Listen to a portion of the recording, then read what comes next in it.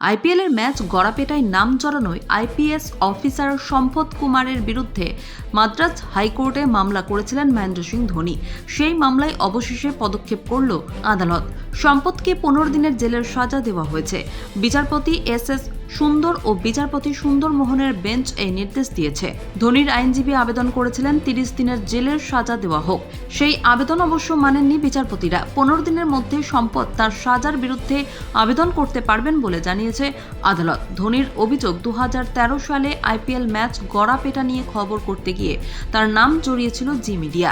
তার বিরুদ্ধে মিথ্যা খবর প্রচার করা হয়েছিল। অভিযোগ তুলে সাংবাদিক সুধীর চৌধুরী ও আইপিএস অফিসার সম্পদ কুমারের বিরুদ্ধে মাদ্রাজ হাইকোর্টে 100 কোটি টাকার মানহানির মামলা দায়ের করা হয়েছিল। ধোনি সেই সময় আইপিএলের চেন্নাই সুপার কিংসের অধিনায়ক ছিলেন। সিএসকের বিরুদ্ধে ম্যাচ গড়াপেটার অভিযোগ উঠেছিল। সম্পদ ছিলেন তদন্তকারী অফিসার। মামলা করার আগে তামিলনাড়ুর অ্যাডভোকেট জেনারেল আর সম্মুখ সুন্দরমকে চিঠিতে সমস্ত কিছু জানিয়েছিলেন ধোনি। তিনি ধোনির আবেদন মেনে নিয়ে তাকে মামলা করার অনুমতি দিয়েছিলেন। তিনিও ধোনির সঙ্গে একমত যে বিচারাধীন বিষয়ে মুখ খুলে আদালত অবমাননা করেছিলেন সম্পদ। 2013-14 সালে আইপিএলের হঠাৎ করে ম্যাচ গড়াপেটার কথা জানা যায়। তাতে নাম জড়িয়ে পড়ে চেন্নাই সুপার কিংস ও রাজস্থান রয়্যালসের। চেন্নাইয়ের মালিক নারায়ণস্বামী শ্রীনিবাস ও তার জামাই গুরুনাথ মেইয়াপ্পান এবং রাজস্থানের মালিক রাজকুন্দ্রার নাম উঠে আসে। তদন্তের পরে 2016 ও 2017 সালে এই দুই দলকে নির্বাসিত করা হয়। পরে 2018 সাল থেকে আবার আইপিএলে খেলছে এই দুই দল। আইপিএলের ম্যাচ গড়াপেটায় নাম জড়ানোয় আইপিএস অফিসার সম্পদ কুমারের বিরুদ্ধে মাদ্রাজ হাইকোর্টে মামলা করেছিলেন মহেন্দ্র সিং ধোনি।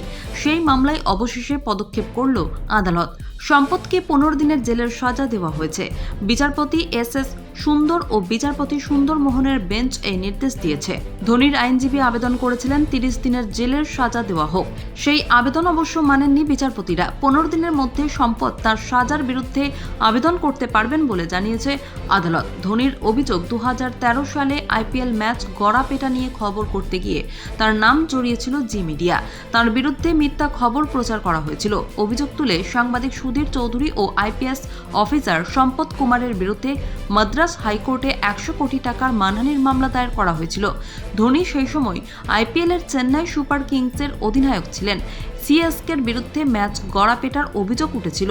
সম্পদ ছিলেন তদন্তকারী অফিসার। মামলা করার আগে তামিলনাড়ুর অ্যাডভোকেট জেনারেল আর সম্মুখ সুন্দরমকে চিঠিতে সমস্ত কিছু জানিয়েছিলেন ধোনি। তিনি ধোনির আবেদন মেনে নিয়ে তাকে মামলা করার অনুমতি দিয়েছিলেন।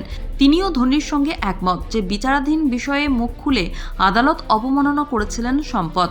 2013-14 সালে আইপিএলের হঠাৎ করে ম্যাচ গড়াপেটার কথা জানা যায়। তাতে নাম জড়িয়ে পড়ে চেন্নাই সুপার কিংস ও রাজস্থান রয়্যালসের।